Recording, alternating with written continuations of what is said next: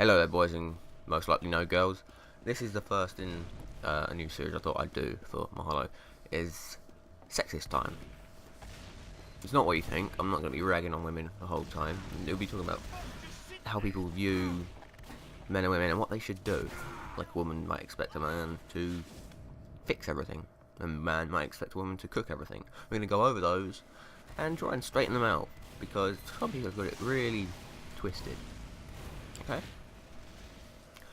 You may already know, but today's title or topic today is the kitchen. Women in the kitchen. It's a big topic here on YouTube for comments saying such things as if you see a woman in a video and she's playing sport or something, you might say, "Oh, that's a strange looking kitchen." Yeah, you're not funny. Go fuck yourself. Women only really started to have a big influence in the kitchen up to around the start of the 19th century. Before that, it was mostly men doing the cooking, because that's how it was. Men did the cooking and the fighting, women did the cleaning and the birthing and the child caring and shit like that. That's how it was. It was a lot simpler then. There wasn't so much about going out to work and doing the job, because after that was about the Industrial Revolution time, the beginning of the 19th century and through the 19th century, when the men started to go out to work instead of,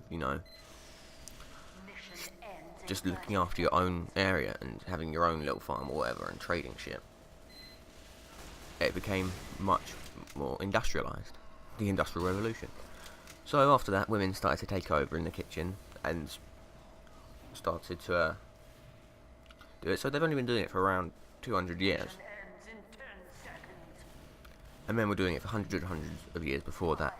And this brings me on to my major point. I'll be running through the entire series about how, on women, there will be one on men as well, we'll come to that in maybe another episode, about how women complain. Don't we don't complain, because then you're complaining then about not complaining. See, think about it. It's been 200 years, and they complain about sexism. Women are very hypocritical when it comes to sexism. They want equality, but they also want to be treated specially. I want equal rights, but if something breaks, you are going to fix it. Mission begins in 60 Okay? seconds. Yeah, do you see how that's hypocritical? If you don't, then you're probably a woman. Now, the way I see we can figure this out is just get on with it.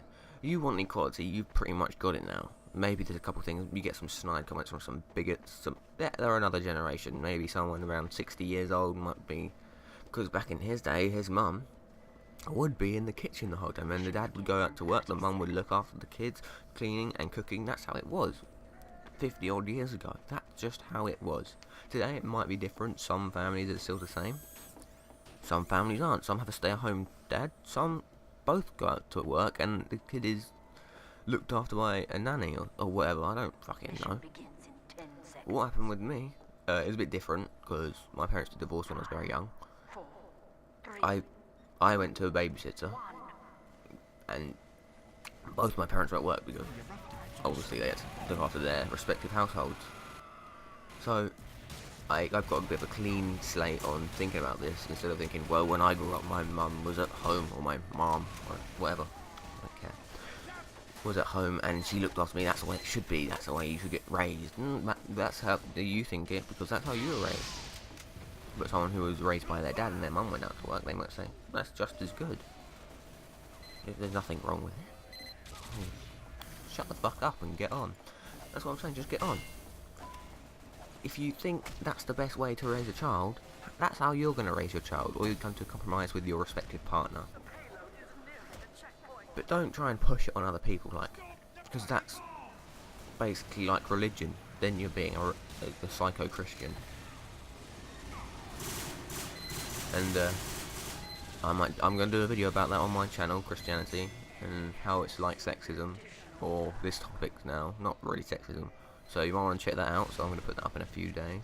So, cool. But back to the subject at hand. Just leave it. If someone wants to raise their kid by the woman going out to work and the man staying home. Maybe before they had the child, she was earning more, and it made more sense for him to give up his job and stay at home. And oh, he's not a very good man then. Shut up.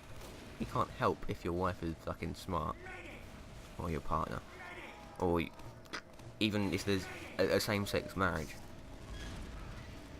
and they've adopted. Tell me then which man should stay home. You can't, because you think the woman should stay home. With a lesbian couple, tell me which woman should stay home. You can't. They'd both have to stay home by your logic. And don't be disgusting and be like, well, who's the batter and who's the catcher? Who's the giver and who's the taker? That is just sick and personal and quite funny. But just let it be. In the words of, I believe John Lennon wrote it. I don't think Ringo can write a song for it to save his life. Just let it be. Okay?